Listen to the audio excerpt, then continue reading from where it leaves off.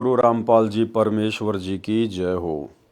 परम पिता परमात्मा सारी सृष्टि के रचनहार कुल मालिक असंख्य ब्रह्मांडों के स्वामी जगत गुरु तीनों लोकों में प्रवेश करके सबका भरण पोषण करने वाले राजाधिराज आत्माधार नाथों के नाथ देवों के देव महादेव सर्वेश्वर महेश्वर मृत्युंजय अजरो अमर आदि अनादि सनातनी प्रभु जगत पिता जगदीश्वर श्री श्री 1008 की उपाधि के वास्तविक अधिकारी अकाल मूरत शब्द स्वरूपी राम वासुदेव सर्वगतम ब्रह्म परम पूज्य प्रथम पूज्य परम संत परम पुरुष परम धनी परम दयालु सत्य कबीर हक्का कबीर अल्लाह अकबर बाखबर अल्लाह ताला जगत के तारणहार जगत के मुक्तिदाता जगत के जगन्नाथ हारे के सहारे हिंदुओं के राम मुसलमानों के अल्लाह सिखों के वाहिगुरु ईसाइयों के मसीह दया के सागर दया निधि करुणा के सागर करुणा निधि स्वयंभू परिभू संकट मोचन कष्ट हरण मंगल करण दुख भंजन अविगत कबीर निर्विकार निर्विषम परमात्मा अलय अलेख सतगुरु आदि अनादि सतगुरु असली मर्यादा पुरुषोत्तम असली राम असली कृष्ण असली घनश्याम असली मुरारी राजाओं के राजा महाराजाओं के महाराजा शहंशाहों के शहंशाह सम्राटों के सम्राट भगवानों के भगवान अल्लाहों के अल्लाह प्रभुओं के प्रभु मसीहाओं के मसीह सच्चे वाहिगुरु बाबाओं के बाबा पीरों के पीर सेठों के सेठ जगत सेठ सावड़सा सेठ सर्वगुण संपन्न अनंत कोटि कलाओं के स्वामी अनंत कोटि ब्रह्मांडों के नायक योगियों में महायोगी ध्यानियों में महाध्यानी सिद्धों में परम सिद्ध ज्ञानियों में तत्व ज्ञानी ब्रह्म ज्ञानी महाज्ञानी परम ज्ञानी सर्वश्रेष्ठ ज्ञानी विज्ञानी युवा कबीर समर्थ कबीर असमवात अमित ओजा सच्चे रहनुमा करीम अल्लाह सुभान अल्लाह दुनिया के अंतिम पैगंबर 8 सितंबर 1951 से गांव धनाना जिला सोनीपत हरियाणा भारतवर्ष की पावन भूमि पे पटकट रियल कल की भगवान श्री नारायण साकार हरि श्री बाबा साहिब शब्द स्वरूपी राम संत श्रोमणी सतगुरु रामपाल जी परमेश्वर जी के चरण कमल में साध संगति से जुड़े हुए हम सभी सतसेवक भाई बहनों का अनंत कोटि दंडवत प्रणाम। सत्साई भाई और बहनों, दया पूज्य गुरुदेव भगवान की सतगुरु रामपाल जी परमेश्वर जी की जिनके विशेष आशीर्वाद से शुभ आशीर्वाद से आप और हम सभी सतसेवक भाई बहन साध संगति से जुड़कर गुरुदेव के तत्व ज्ञान को आधार बनाकर अपनी आत्मा के कल्याण हेतु भक्ति मार्ग पर दृढ़ता के साथ निरंतर आगे बढ़ रहे हैं। भाई और बहनों, पूज्य गुरुदेव जी के कर कमल से लिखित पवित्र पुस्तक कबीर सागर के सरलार्थ के ऊपर वीडियो बनाने की श्रृंखला जारी है। इस श्रृंखला में आज हमारा ये 51 नंबर का वीडियो है। प्रत्येक वीडियो में गुरुदेव के आशीर्वाद से हमें कुछ न कुछ सीखने को मिलता है। साथ ही गुरुदेव के कर कमल से लिखित होने के कारण यदि हम इस पवित्र पुस्तक को पढ़ते हैं या सुनते हैं उससे भी हम ढेर सारे पुण्य के भागी बनते हैं। तो आज के वीडियो में गुरुदेव ने काफ़ी कुछ जगत वाले भाई बहनों के हिसाब से लिखा हुआ है। हम केवल उसको पढ़ेंगे क्योंकि गुरुदेव भगवान ने उन तमाम बातों का अपने सत्संगों में अनेकों बार जिक्र किया हुआ है। इसलिए आप और हम सभी जो उनके शिष्य हैं, उनके फॉलोवर हैं, वे सारी बातें आप और हमें भली भांति से पता हैं, हम उससे परिचित हैं। इसलिए जगत वाले भाई बहनों के लिए हम इन चीज़ों को पढ़ेंगे। तो चलिए आगे बढ़ते हैं। अध्याय कबीर चरित्र बोध का सारांश। अध्याय कबीर चरित्र बोध का सारांश। कबीर सागर में 38वां अध्याय कबीर चरित्र बोध पृष्ठ 1789 पर है। कबीर सागर के यथार्थ ज्ञान को बिगाड़ कर कहीं का नहीं छोड़ा। किन्होंने? जो नकली कबीर पंथी हैं, धर्मदास जी के वंश परंपरा वाले, उन्होंने अपना मनमाना आचरण करते हुए और कबीर सागर में मनमुखी वाणियाँ जोड़ दी हैं, तोड़ दी हैं।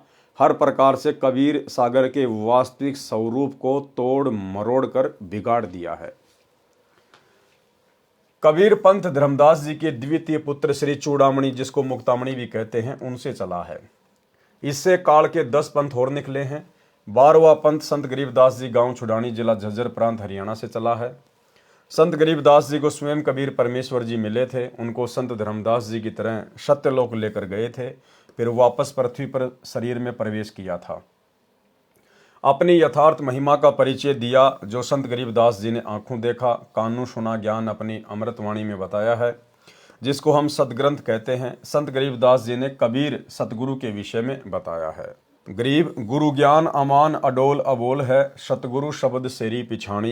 दास गरीब कबीर सतगुरु मिले, आन अस्त्याना रोप्या छुड़ानी। स्पष्ट हुआ कि संत गरीबदास जी को सन 1727 विक्रमी संवत 1784 में कबीर परमेश्वर जी सतगुरु रूप में मिले थे।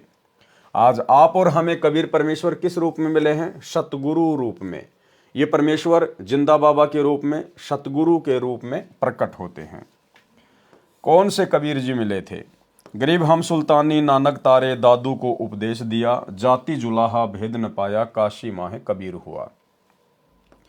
स्पष्ट हुआ कि संत गरीबदास जी को काशी वाला जुलाहा कबीर सतगुरु मिले थे।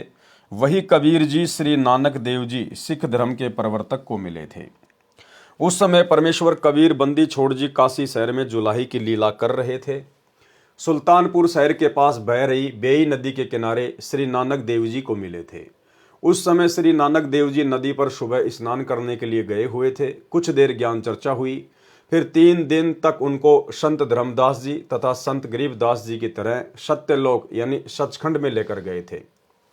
फिर श्री नानक देव जी को वापस पृथ्वी पर छोड़ा। उन्होंने भी आंखों देखा तथा कानों सुना, परमेश्वर की महिमा का ज्ञान अपनी अमृतवाणी में बताया। वही परमेश्वर कबीर जी श्री संत दादू दास साहिब जी को मिले थे। उनको भी 3 दिन तक ऊपर सत्यलोक में लेकर गए। वह सतगुरु कबीर जी माघ महीने की शुक्ल पक्ष की एकादशी को विक्रमी संवत 1575 सन 1518 को मगहर नगर से सशरीर सत्यलोक में अपने निज घर में चले गए थे। उस समय कई हजार दर्शक उपस्थित थे तथा मगहर नगर का नवाब बिजली खान पठान तथा काशी शहर का नरेश वीर देव सिंह बघेल भी अपनी अपनी सेना सहित मगहर में उपस्थित थे। उन सब के देखते देखते आकाश में परमात्मा सशरीर गए थे। जब शव के ऊपर की चादर को उठाकर देखा तो शव के आकार में सुगंधित फूल मिले थे। उसके पश्चात विक्रमी संवत 1784 सन 1727 में संत गरीबदास जी को सतलोक से आकर छुड़ानी गांव के जंगल खेतों में मिले थे। उस समय संत गरीबदास जी की आयु 10 वर्ष की थी। संत गरीबदास जी ने कहा है कि गरीब अजब नगर में ले गए मुझको सतगुरु आण, झिलके बिंब अगाध गति सूते चादर ताण। गरीब अलल पंख अनुराग है, सुन मंडल रहें थीर, दास गरीब उधारिया सतगुरु मिले कबीर। गरीब 16 संख पर सतगुरु का तकिया, गगन मंडल के जिंदा, हुक्म हिसाबी हम चल आए, काटन यम का फंदा। भावार्थ, संत गरीबदास जी ने बताया है कि सतगुरु कबीर जी मुझे सतलोक से आकर अजब नगर यानी अद्भुत नगर सत्यलोक में ले गए।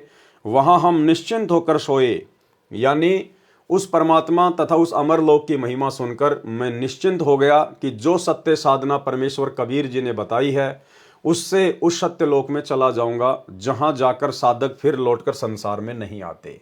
वहां पर जीव को वृद्ध अवस्था नहीं होती है, वहां जीव की कभी मृत्यु नहीं होती।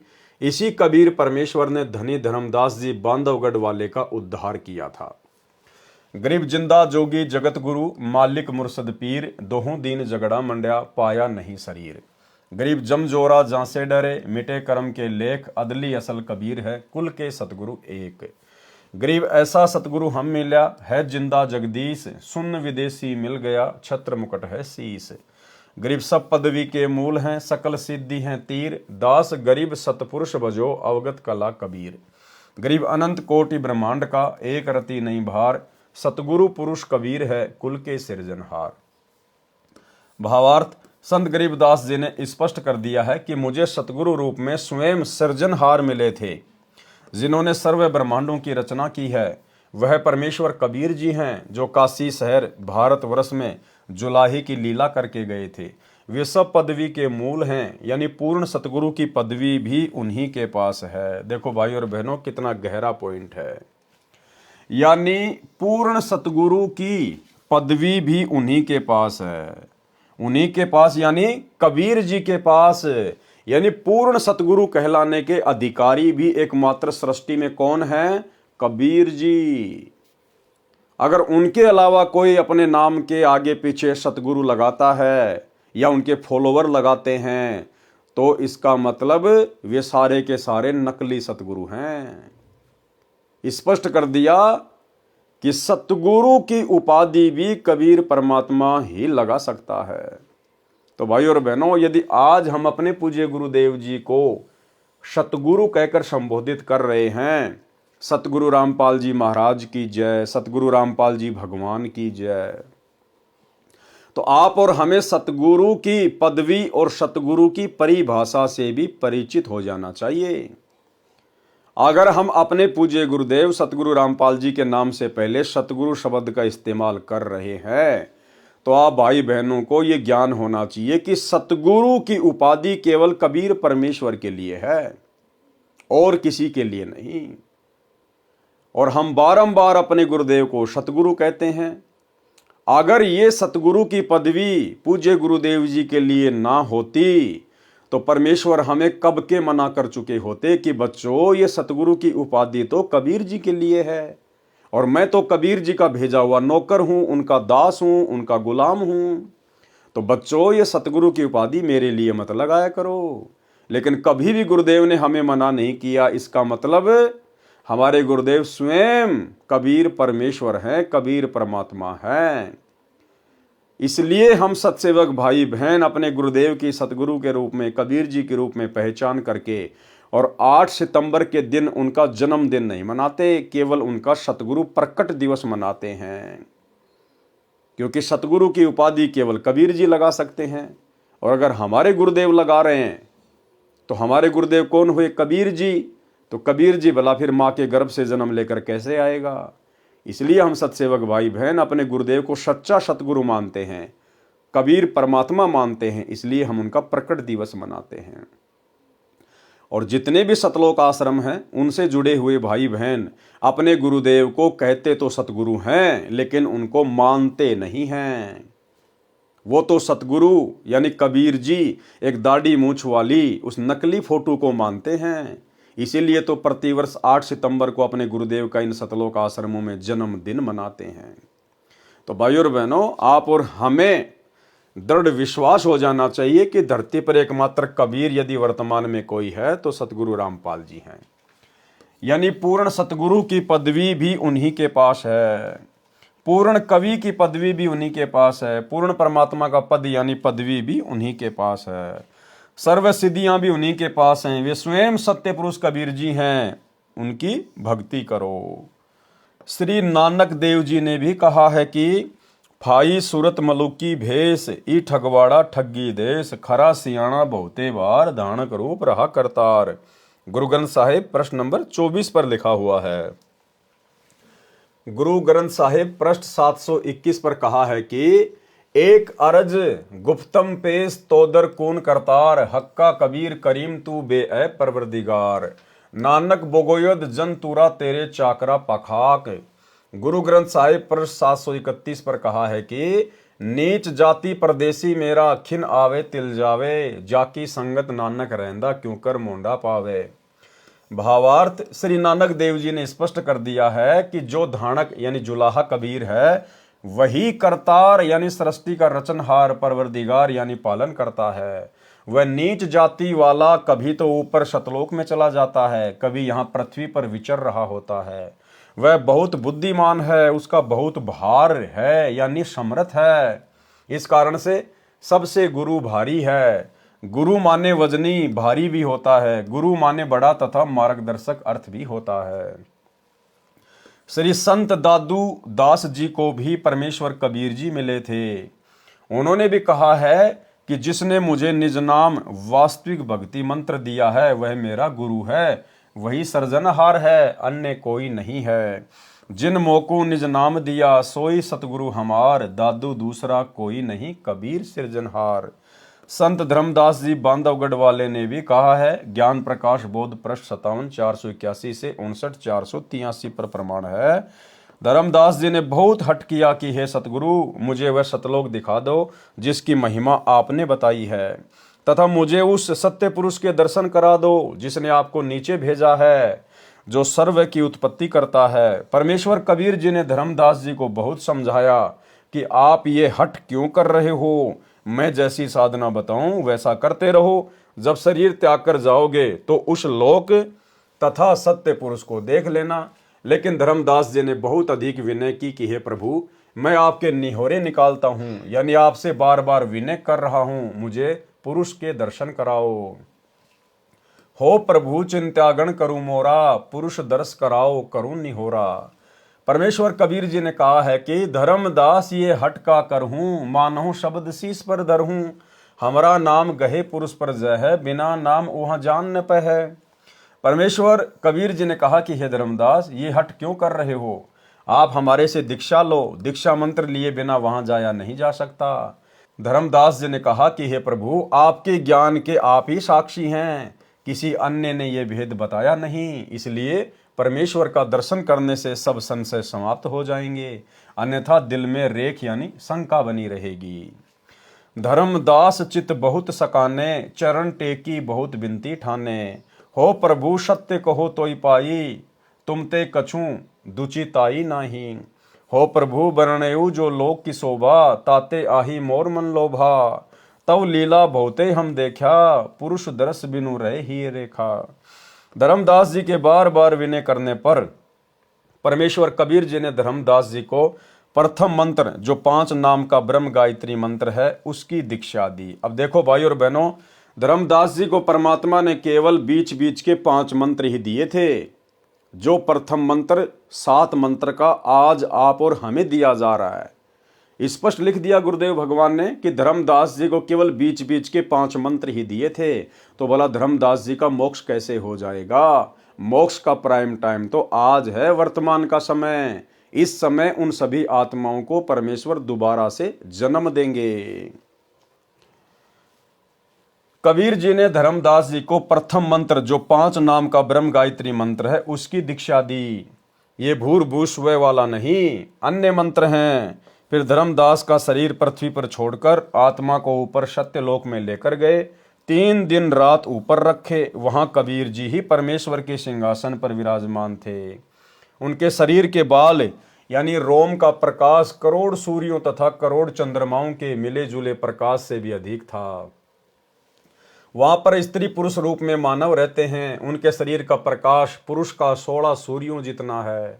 वहां पर सब एक दूसरे से प्रेम से मिलते हैं। बहुत से सतलोकवासी नर नारी मिलकर नाचते गाते हुए धर्मदास जी को उस स्थान पर लेकर गए जहां पर स्वयं कबीर जी ही तेजोमय शरीर में तख्त यानी सिंहासन पर बैठे थे।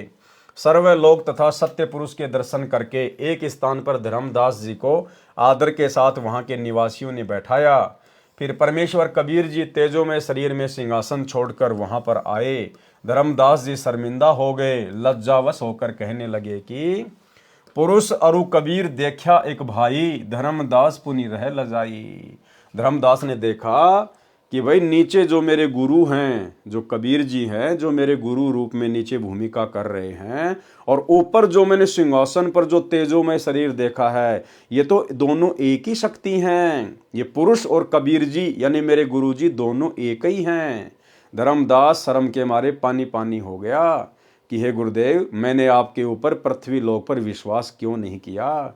मैंने आपको वहीं पे परमात्मा क्यों नहीं माना?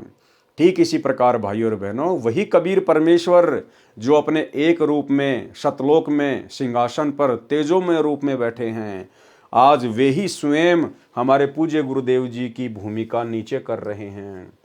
इसलिए हम भाई बहनों को ये तनिक भी शंका नहीं होनी चाहिए कि हमारे पूज्य गुरुदेव सतगुरु रामपाल जी के अलावा कहीं और कोई कबीर परमात्मा दूसरा भी होगा। एकमात्र यही परमेश्वर हैं, और ये चाहें तो अपने अरबों खरबों जितने चाहे उतने रूप बनाकर कहीं भी लीला कर सकते हैं। लेकिन भगत का ये लक्षण होता है कि अपने गुरु के अलावा किसी और में कबीर परमात्मा ना देखे। पुरुष अरु कबीर देखा एक भाई, धर्मदास पुनि रहे लजाई। पुरुष दरस करी आए तवां, प्रथम कबीर बैठाए जवां। यहाँ कबीर बैठे पुनि देखा, कला पुरुष तन अचरज पेखा। का अजगुत के नेहू भाई, वहां मोहे प्रतीत न आई। धाय चरण अति सकुचाई, हे प्रभु तो परिचय अब हम पाई। ये शोभा कस वहां छुपावा, कैसे नहीं जग में प्रकट दिखावा। भावार्थ, जब धर्मदास जी ने परमेश्वर को सतलोक में अपने वास्तविक सत्य पुरुष रूप में देखा तो कहा कि मेरे को अब आपका वास्तविक परिचय हुआ है। आप सत्य पुरुष स्वयं ही संसार में कबीर दास कहलाते हो। आपने यह वास्तविक शोभा नीचे पृथ्वी पर क्यों छुपा रखी है? तब परमेश्वर ने कहा कि यदि मैं इसी प्रकाश युक्त शरीर से संसार में चला जाऊं तो काल निरंजन विकल यानी परेशान हो जाएगा। सब जीव मेरे से लगन लगाएंगे, ये मैं नहीं करूंगा, क्योंकि जब तक जीव को ज्ञान नहीं होगा और उसकी भक्ति की शक्ति पूरी नहीं होगी तब तक सत्य लोक में स्थायी निवास नहीं मिल सकता।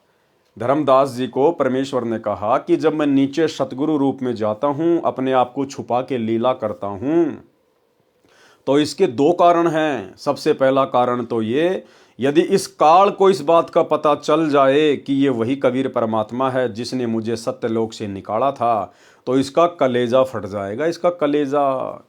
और दूसरा, यदि मैं वहाँ अपने वास्तविक रूप में चला जाऊं तो सारे जीव मेरे पीछे पड़ जाएंगे, मेरे ज्ञान को कोई सुनेगा ही नहीं, कोई मानेगा ही नहीं। जैसे भाई और बहनों, आजकल ये पर्चियाँ निकालने वाले बाबा, दुनिया भर के लोग वहाँ पर जा रहे हैं, ना कोई ज्ञान है, ना कोई समाधान है, ना कोई भक्ति मार्ग है, बस खाली चमत्कार के पीछे लगे हुए हैं। तो परमेश्वर को इस बात का पता था कि यदि मैं वहाँ जाकर कोई ऐसा प्रत्यक्ष चमत्कार करूँगा या अन्य अपना कोई विशेष रूप दिखा दूंगा या तेजोमय रूप में चला जाऊंगा तो सारे जीव मेरे पीछे पड़ जाएंगे और वो ज्ञान से परिचित नहीं हो पाएंगे, मुझे ज्ञान को आधार बनाकर नहीं समझ पाएंगे। और अगर ज्ञान आधार से मेरी पहचान नहीं हुई तो वो कभी भी सतलोक जाने और यहाँ रहने के योग्य नहीं बन सकते। इसलिए गुरुदेव भगवान ने वर्तमान में अपने आप को छुपाया हुआ है और ज्ञान से हमने इनकी पहचान करनी पड़ेगी, क्योंकि जितनी आवश्यकता है उससे कई गुना ज़्यादा ज्ञान गुरुदेव ने अपनी पहचान करवाने के लिए आप और हमें अपने सत्संगों में दे दिया है। तो सौभाग्य है साथ संगति से जुड़े हुए भगत भाई बहनों का, जिन्होंने गुरु रूप में आए हुए कबीर परमात्मा की पहचान कर ली है। और उसके बाद जो नकली कबीर संसार में प्रचलित है, एक दाढ़ी मूंछ वाली फोटो, मुर्दा फोटो जिसको कबीर दास कहते हैं, उस फोटो को हम सभी सत्सेवक भाई बहनों ने अपने अपने घर से, दरबार से, लोकेट से हमने बिल्कुल बाहर निकाल फेंका है, क्योंकि हमने अपने गुरु को ही कबीर भगवान मान लिया है। इसलिए मैं वास्तविक यानी तत्व ज्ञान तथा सत्य भक्ति मंत्र बताने संसार में जाता हूं। जो मुझ पर विश्वास करके मंत्र जाप करेगा तो वह निश्चय मुक्ति प्राप्त करके इस लोक में आएगा। जो मुझ पर विश्वास करके, गुरुदेव कह रहे हैं कि जो मुझ पर विश्वास करेगा और मुझे कबीर मानकर यानी अपने गुरु को ही कबीर परमात्मा मान के जो भक्ति करेगा वही मोक्ष का अधिकारी होगा। तो ये मोक्ष के अधिकारी तो वर्तमान में केवल सत्सेवक भाई बहन हैं। बाकी सतलोक आश्रमों में तो ना जाने कितने परमात्मा हैं। जब जून का महीना आता है तो दाढ़ी मूंछ वाले कबीर जी को परमात्मा मान के, कबीर जी मान के उनका कबीर प्रकट दिवस मना लिया जाता है। जब गरीबदास जी का बोध दिवस आता है तो उनको भगवान मान लिया जाता है। जब संत रामपाल जी का अवतरण दिवस आता है तो उनको भगवान मान लिया जाता है। तो भाई और बहनों, आश्रमों से जुड़े हुए भाई बहनों का तो कोई स्टैंड ही नहीं है। उनके तो 5-5 पति हैं, 5-5 पति द्रौपदी वाली भक्ति कर रहे हैं, 12वें पंथ की भक्ति। धर्मदास जी ने यह भी प्रार्थना की कि मुझको यहीं रख लो, उस काल के लोक में ना भेजो भगवान। हे साहिब अब वहां न जाही, ये सुख तज कहाँ जुराही। वह तो यमदेश अपर बल काला, नहीं जानो वहां होत बेहाला। परमेश्वर कबीर जी ने धर्मदास जी को समझाया कि आप पृथ्वी पर जाओ, मैं सदा तुम्हारे साथ रहूंगा। आपने जो आंखों सतलोक की शोभा, सुख तथा परमेश्वर देखा है, ये संसार के जीवों को बताओ, अपना साक्ष्य देकर उनको विश्वास दिलाओ। सत्य भक्ति करके भक्ति धन संचित करके यहाँ आओ। धर्मदास तो है चिंता नाही, तुमरे संग हम सदा रहाई। तुम देख सत्य लोक प्रभाओ, हंसन सत्य पुरुष संदेश सुनाओ। धर्मदास जी ने परमेश्वर कबीर जी के आदेश का पालन करके पृथ्वी पर शरीर में प्रवेश किया तथा परिजन मृत जानकर रो रहे थे, उनको शांति हुई। धर्मदास जी को विश्वास हुआ कि मैंने कोई स्वप्न नहीं देखा है, वास्तव में शरीर त्याग कर सूक्ष्म शरीर से परमेश्वर तथा सत्यलोक के दर्शन करके लौटा हूँ। छिन एक में जग में चली आए, पैठी दे में धर्मनी अकुलाए। कई दिवस यहाँ मन नहीं लाग्या, जैसे गहरी नींद जन जागा। धर्मदास गए सतगुरु शरणा, बैठे काशी तारन तरना। परयूं चरण गही साहब केरा, करी बिनती सुख घनेरा। धन्य साहिब तुम सतपुरुष अरु सत्य पुरुष आप हो, तब लीला को लखे तुमरो अनंत प्रताप हो। त्रिदेव मुनि नारद कोई न पार तुम्हारा पाए हो, ता हंस के भाग सराइये जो शरण तुम्हारी आए हो। निर्गुण सरगुण अनादि तुम हो, अविगत अगम अथा, गुप्त भये जग में फिरो, को पावे तुमरो था। इस प्रकार उपरोक्त सर्व प्रत्यक्ष दृष्टा महापुरुषों ने स्पष्ट किया कि जो काशी में धानक यानी जुलाहे की भूमिका भी किया करता था वह स्वयं सत्य पुरुष है। परमेश्वर कबीर जी ने भी स्वामी रामानंद जी आचार्य को अपना परिचय दिया था। कहा था कि हम ही अलख अल्लाह हैं, कुतुब गोश अरुपीर, गरीबदास खालिक धनी, हमरा नाम कबीर।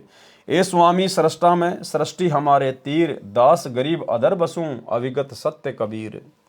स्वामी रामानंद काशी वाले आचार्य को भी परमेश्वर कबीर जी, संत धर्मदास जी, संत गरीबदास जी, संत दादू जी तथा संत नानक देव जी की तरह सत्यलोक में ले जाकर अपना परिचय करवाकर पृथ्वी पर शरीर में छोड़ा था।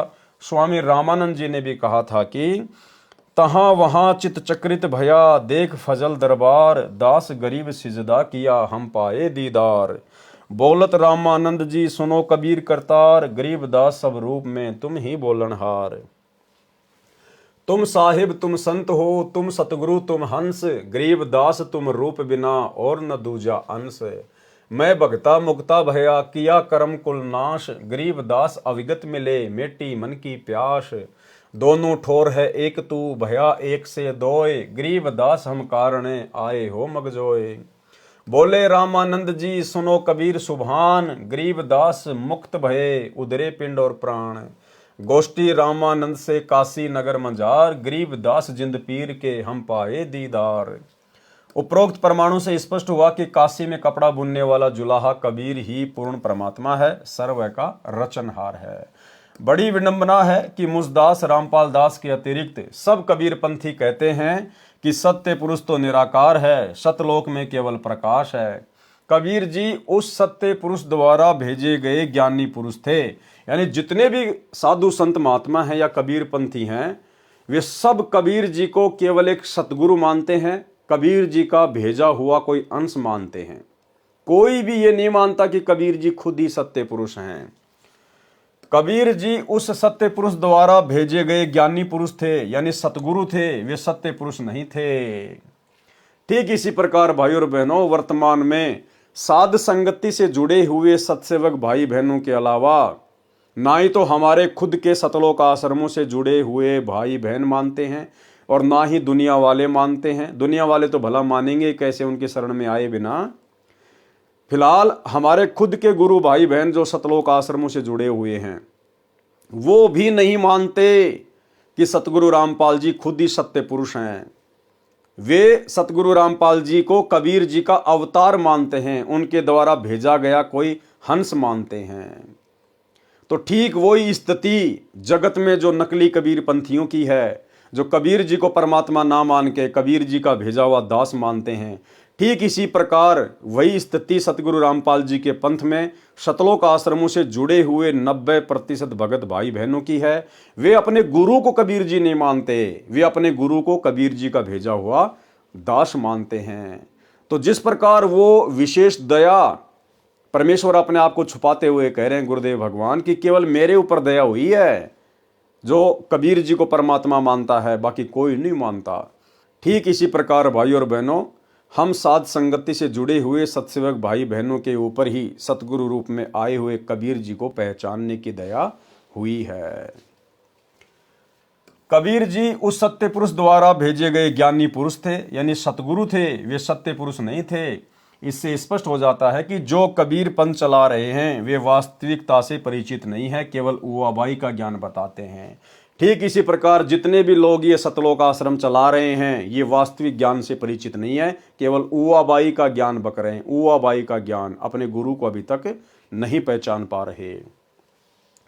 कबीर सागर में पृष्ठ पर कबीर चरित्र बोध में गलत लिखा है कि सत्य पुरुष की आज्ञा। सत्य पुरुष ने ज्ञानी जी से कहा कि हे ज्ञानी जी, काल पुरुष ने समस्त जीवों को फंसाकर मार लिया है, जीव मेरे लोक में नहीं आता। मैंने सुकृत जी धर्मदास को सत्य पंथ के प्रचार के लिए पृथ्वी पर भेजा था, उसको काल पुरुष ने धोखा देकर लोकवेद में फंसा लिया है। आप पृथ्वी पर जाओ और सुकृत जी को चेताकर मुक्ति पंथ प्रकट करो। तब ज्ञानी जी कबीर जी सत्य पुरुष की आज्ञा सिरोधार्य कर दंडवत प्रणाम करके सत्यलोक से विदा हुए। कबीर साहिब का काशी में प्रकट होना भी गलत लिखा है। इसमें लिखा है कि विक्रमी संवत 1455 ज्येष्ठ पूर्णिमा को सोमवार के दिन सत्य पुरुष का तेज काशी में लहर तारा तालाब में उतरा। उस समय पृथ्वी और आकाश प्रकाशित हो गए। उस समय अष्टानंद वैष्णव तालाब पर बैठे थे। वर्षा हो रही थी, बिजली चमक रही थी। उपरोक्त विवरण से स्पष्ट है कि लेखक महोदय की बुद्धि कितना कार्य कर रही है। कहा है कि वर्षा हो रही थी और वैष्णव अष्टानंद जी तालाब पर बैठे थे।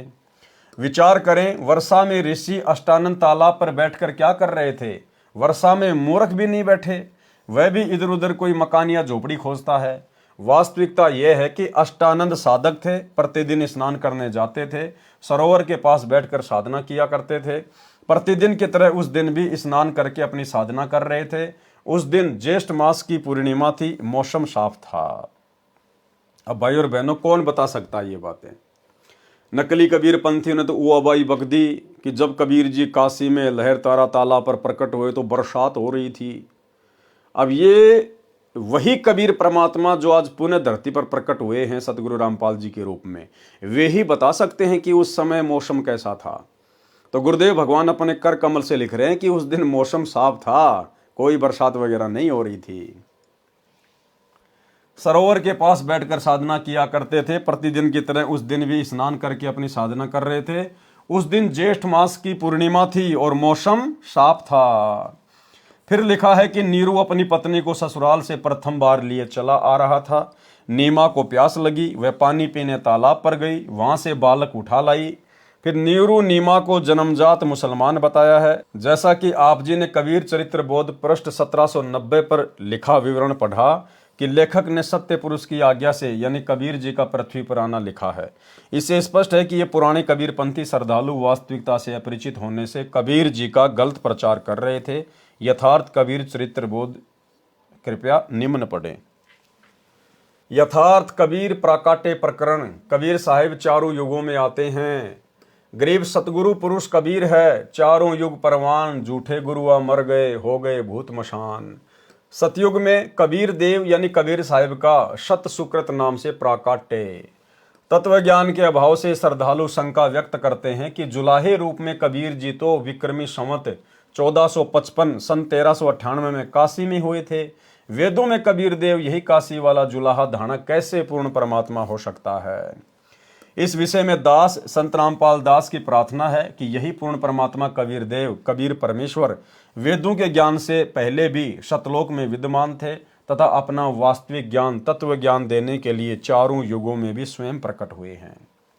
सतयुग में सतसुकृत नाम से, त्रेता युग में मुनिंद्र नाम से, द्वापर युग में करुणामय नाम से तथा कलयुग में वास्तविक कबीर देव कबीर प्रभु नाम से प्रकट हुए हैं। इसके अतिरिक्त अन्य रूप धारण करके कभी भी प्रकट होकर अपनी लीला करके अंतर्ध्यान हो जाते हैं। उस समय लीला करने आए परमेश्वर को प्रभु चाहने वाले श्रद्धालु नहीं पहचान सके, क्योंकि सर्व महर्षियों व संत कहलाने वालों ने प्रभु को निराकार बताया है।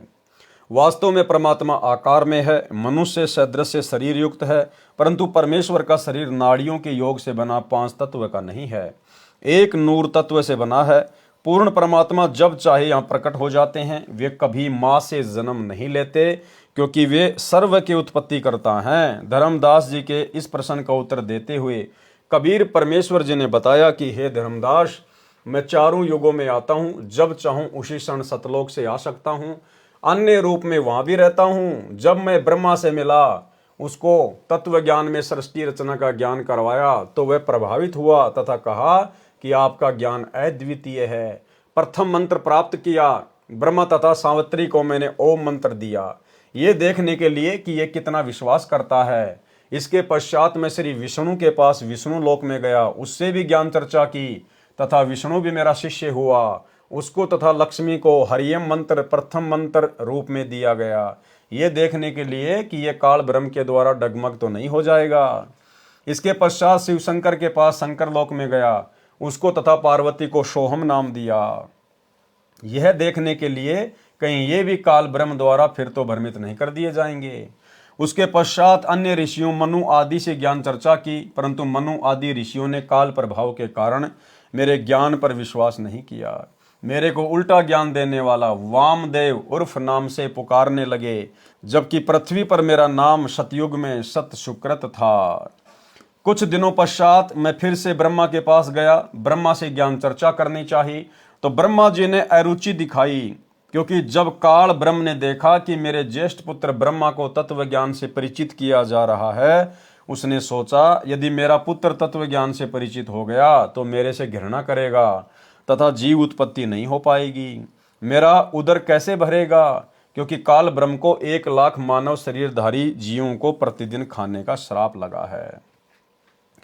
इसलिए काल ब्रह्म ने अपने ज्येष्ठ पुत्र ब्रह्मा की बुद्धि को परिवर्तित कर दिया। ब्रह्मा के मन में विचार भर दिए कि काल ब्रह्म ज्योति निरंजन ही पूज्य है, वह निराकार है, इससे भिन्न कोई अन्य परमात्मा नहीं है। जो तुझे ज्ञान दिया जा रहा है वह मिथ्या है। अब भाई और बहनों, तत्व ज्ञान क्या कहता है? क्योंकि गुरुदेव भगवान हमें कहते हैं कि तत्व भेद इक न्यारा रे साधु भाई, तत्व भेद इक न्यारा। एक होता है तत्व ज्ञान और एक होता है तत्व भेद। अब परमेश्वर यहां पर ऐसा क्यों लिख रहे हैं कि जब मैं दोबारा ब्रह्मा जी के पास गया तो काल ने उसकी बुद्धि में आकर उसको भ्रमित कर दिया और सतनाम नहीं लेने दिया। उसने मेरी बातों के ऊपर विश्वास नहीं किया। भाई और बहनों, असल में जिस समय कबीर परमात्मा दोबारा सतनाम देने के लिए ब्रह्मा जी के पास गए थे, या विष्णु के पास या शंकर के पास, और उन्होंने जो अरुचि दिखाई थी, वो अरुचि कबीर परमेश्वर की प्रेरणा थी। कबीर भगवान की प्रेरणा से उन्होंने सतनाम लेने में रुचि नहीं दिखाई, क्योंकि परमात्मा ने ब्रह्मा विष्णु महेश के माध्यम से इस काल के डमडमे को भी चलाना है। अन्यथा भगवान किसी को ज्ञान समझाए, और भगवान यदि चाहे कि मैं इस आत्मा को मेरा ज्ञान समझा के सतलोक लेके जाना चाहता हूं, भला फिर काल की क्या औकात है जो उस आत्मा को डगमग कर दे? अरे काल ने ब्रह्मा विष्णु महेश को तो सतनाम नहीं लेने दिया, उनको डगमग कर दिया। और आप और हमें काल डगमग नहीं कर पा रहा। आप और हमें सतनाम भी मिल गया, सार नाम भी ले रहे हैं, सार शब्द भी ले रहे हैं। तो विचार करो, यदि काल ब्रह्मा विष्णु महेश जैसी पावर को डगमग कर सकता है, तो आप और हम इस पृथ्वी लोक के 2 कोटि के जीवों की क्या औकात है जो हम गुरुदेव के ज्ञान को स्वीकार कर लें, जो हम गुरुदेव से सतनाम ले लें, गुरुदेव से सार नाम ले लें।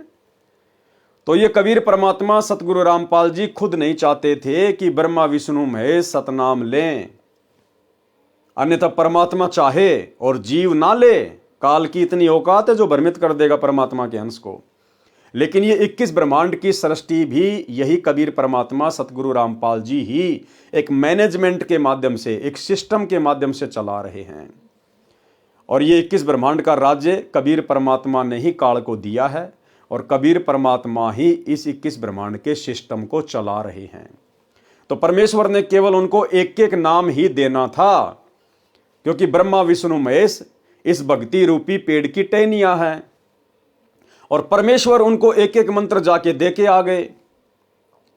और नीचे आकर परमात्मा ने फिर प्रथम मंत्र के माध्यम से वही मंत्र हमारे को दे दिए। तो जैसे ही हम उन मंत्रों का मर्यादा में रह के जाप करेंगे, तो हमारा तो ब्लूटूथ परमात्मा ने ऑन कर दिया, और हमारे से पहले परमात्मा ने उनका ब्लूटूथ ऑन कर दिया। जब हम उसी मंत्र का जाप करेंगे तो वो तुरंत प्रभावित होंगे। तो टहनियों से तो फिर फल लगते हैं, ब्रह्मा विष्णु में इसके माध्यम से तो गुरुदेव हमें यहाँ की सांसारिक सुविधा उपलब्ध करवाएंगे। इसलिए परमात्मा ने केवल उनको एक एक मंत्र तक ही सीमित रखना था। अन्यथा सारी सृष्टि का मालिक कबीर भगवान सतगुरु रामपाल जी चाहे और काल बीच में रोड़ा अटका दे, कभी नहीं अटका सकता। इसलिए ब्रह्मा विष्णु महेश को केवल परमात्मा ने एक एक मंत्र ही देकर छोड़ना था, उनको सतनाम की दीक्षा नहीं देनी थी।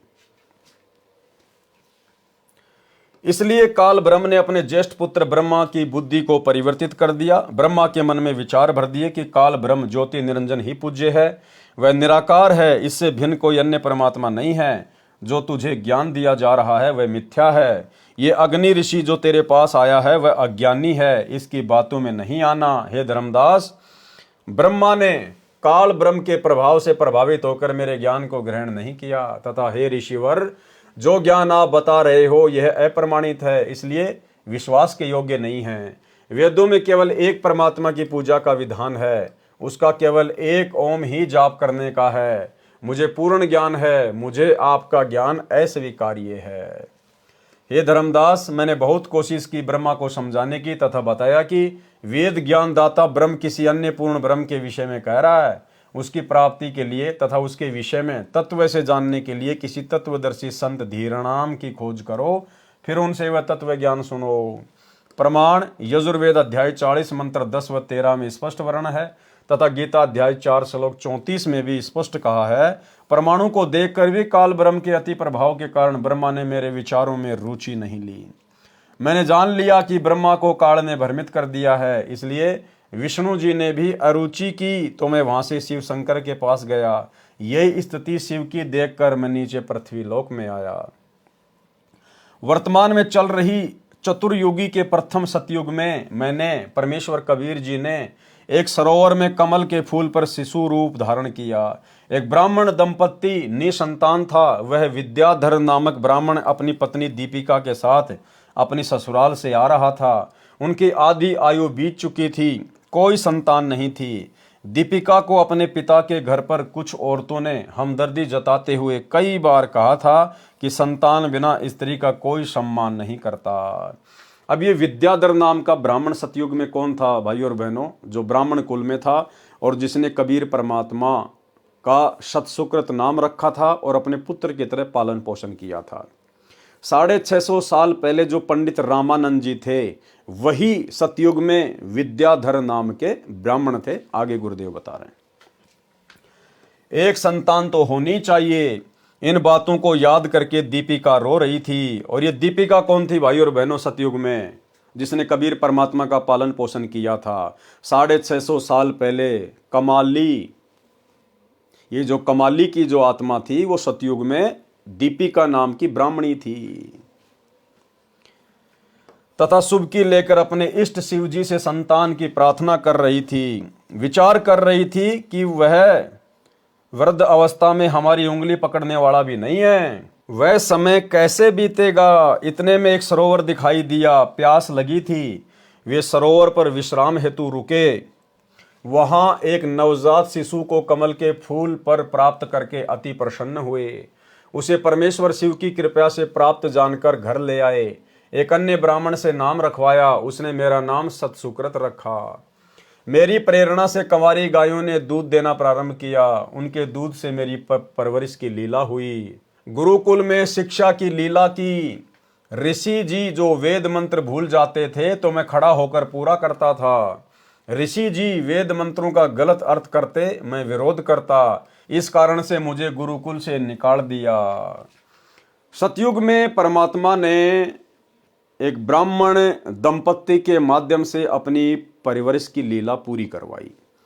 उस ब्राह्मण दंपत्ति ने परमेश्वर को पढ़ाई के लिए गुरुकुल में भेज दिया, क्योंकि ब्राह्मणों के बच्चों को गुरुकुल में एडमिशन दिया जाता था। अब वहां पर जो ब्राह्मण जो गुरु थे वो जो वेदों का गलत अर्थ करके बताया करते, तो कबीर परमात्मा बाल रूप में तुरंत खड़े होके पंडितों को बताया करते कि पंडित जी इसका अर्थ ऐसा नहीं है। या अन्य जो साथी लोग थे जो वेद मंत्रों का गलत अर्थ करते तो वे उनको भी समझाया करते थे। इस कारण से वो सारे के सारे गुरुकुल वाले परमेश्वर से दुखी होकर उनको गुरुकुल से बाहर निकाल दिए। भाई और बहनों, बहुत सारे भाई बहन दास के पास में शंका जाहिर करते हैं कि हमारे बच्चे स्कूल में जाते हैं और हमारे बच्चों को गायत्री मंत्र बुलवाया जाता है, ओम भूर्भुवस्सुवः तत्सवितुर्वरेण्यं भर्गो देवस्य धीमहि धियो यो न प्रचोदयात्। तो हमारे बच्चे वो गायत्री मंत्र बोलें या ना बोलें? तो शंका का समाधान गुरुदेव के कर कमल से। भाई और बहनों, जो भूमिका गुरुदेव भगवान ने निभाई गलत है तो गलत का समर्थन हम नहीं कर सकते। आपके बच्चों को चाहिए कि स्कूल में गायत्री मंत्र से पहले ओम शब्द का उच्चारण ना करें और अन्य लोगों को भी समझाने का प्रयास करें कि जो गायत्री मंत्र स्कूल में बोला जा रहा है ये वेद विरुद्ध है, ये गलत है। यजुर्वेद अध्याय 36 का यह मंत्र नंबर 3 है, आप जी देख सकते हैं। और यदि कोई नहीं मानता है तो वो तो उसके ऊपर निर्भर करता है, लेकिन भगत के बच्चों ने ना ही तो वेद मंत्र को ओम शब्द लगाकर बोलना है और ना ही किसी भी प्रकार से कोई सहयोग करना है। और यदि बच्चा नहीं बोलता है, टीचर यदि उसको डांटते हैं, धमकाते हैं या स्कूल से बाहर निकालते हैं, तो भाई और बहनों आप जी उसकी कंप्लेंट कर सकते हो। आप इस विषय को एक मुद्दा बना सकते हो मीडिया वालों के सामने कि हमारे बच्चे को स्कूल से क्यों निकाला गया। हमारा बच्चा वेद मंत्र को गलत तरीके से नहीं बोलेगा, क्योंकि ये जो मंत्र है यजुर्वेद अध्याय 36 का मंत्र 3 है। आप जी वेद मंगाकर देख लीजिए, किसी भी वेद को कौन से वेद में लिखा हुआ है, तो आप इसको एक मुद्दा बना सकते हो अगर चाहो तो, यदि आप सक्षम हैं तो। और बच्चे को तो बिल्कुल भी ओम के साथ में वो मंत्र नहीं बोलना है, बिल्कुल नहीं बोलना है। ओम के अलावा वो मंत्र बोल सकता है। तो ये आप लोगों की शंका का समाधान है। पृथ्वी पर घूमकर मैंने बहुत से ऋषियों से ज्ञान चर्चा की, परंतु शास्त्र विरुद्ध ज्ञान पर आधारित होने के कारण किसी भी ऋषि महर्षि ने ज्ञान सुनने की चेष्टा ही नहीं की। महर्षि मनु से भी मेरी वेद ज्ञान पर चर्चा हुई। महर्षि मनु ने ब्रह्मा जी से ही ज्ञान ग्रहण किया था। महर्षि मनु जी ने मुझे उल्टा ज्ञान देने वाला बताया तथा मेरा उपनाम वामदेव रख दिया। मैंने महर्षि मनु व अन्य ऋषियों से यहाँ तक कहा कि वह पूर्ण परमात्मा मैं ही हूँ। उन्होंने मेरा उपास किया तथा कहा, आप यहाँ हैं तो आपका सतलोक तो आपके बिना सुनसान पड़ा होगा। वहां सतलोक में जाने का क्या लाभ, वहां गए प्राणी तो अनाथ हैं। मैंने कहा, मैं ऊपर भी विराजमान हूं। तब मनु जी सहित सर्व ऋषियों ने ठाका लगाकर कहा कि फिर तो आपका नाम वामदेव उचित है। वामदेव का अर्थ है कि 2 स्थानों पर निवास करने वाला भी है। वाम अक्सर 2 का बोधक है। इस प्रकार उन ज्ञानहीन व्यक्तियों ने मेरे तत्व ज्ञान को ग्रहण नहीं किया। वामदेव का प्रमाण शिव पुराण पृष्ठ 606, 607 कैलाश संहिता प्रथम अध्याय में है।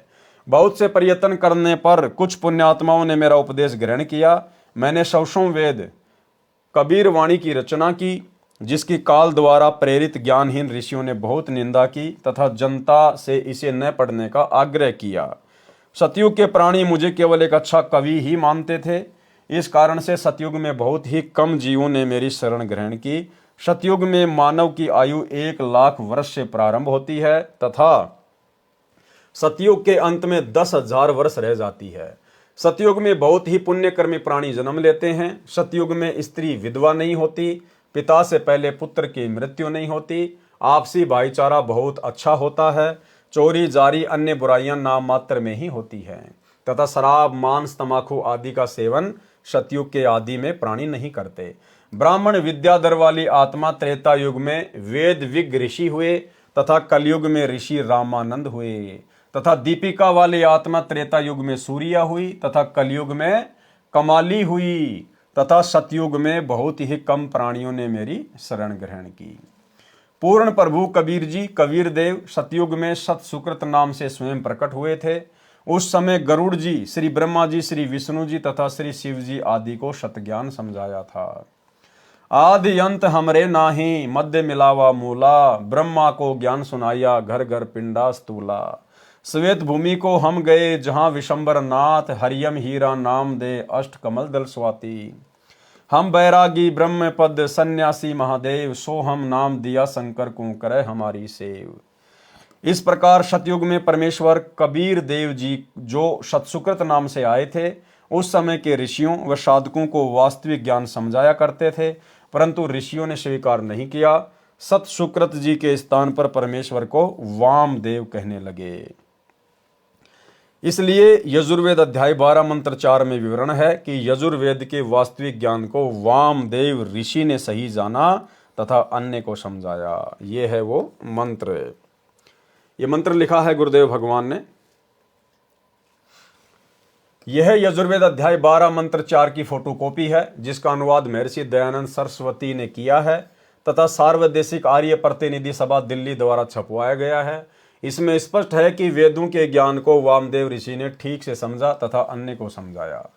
पवित्र वेदों के ज्ञान को समझने के लिए कृपया विचार करें। वेदों में कबीर देव अर्थात कबीर परमेश्वर का प्रमाण। पवित्र वेदों में प्रवेश से पहले प्रभु जानकारी के लिए पवित्र चारों वेद प्रमाणित शास्त्र हैं।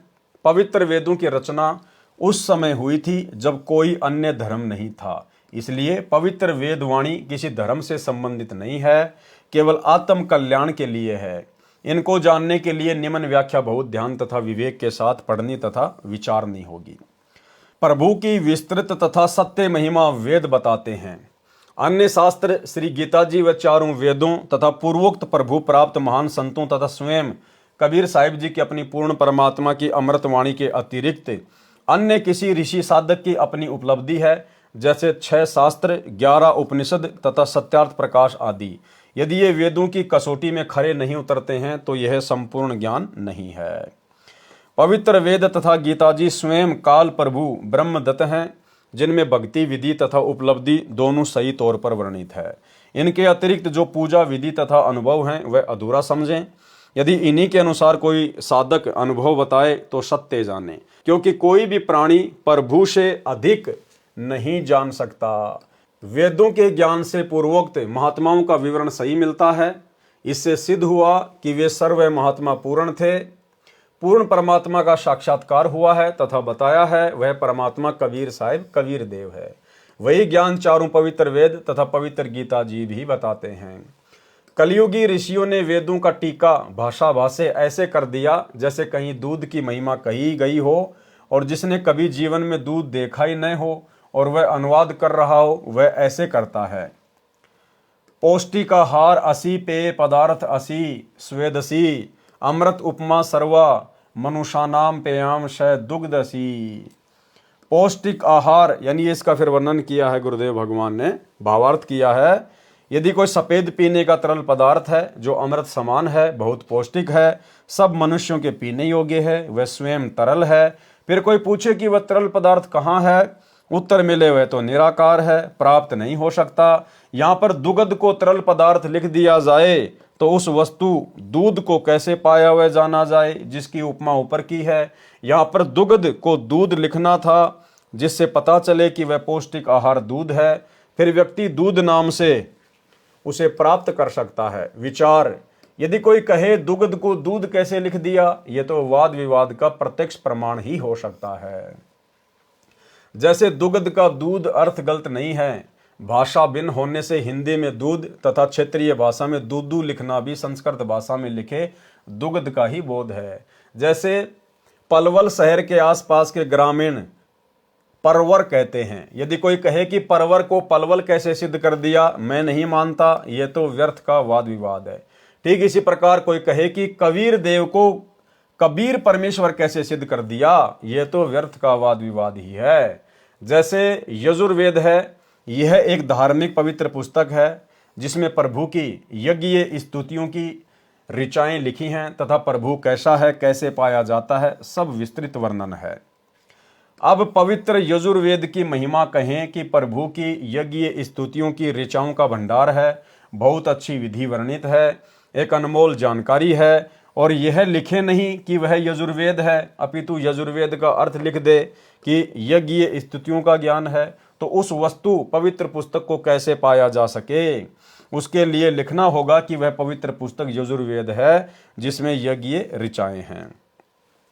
अब यजुर्वेद की संधि विच्छेद करके लिखें, यजुर प्लस वेद भी वही पवित्र पुस्तक यजुर्वेद का ही बोध है।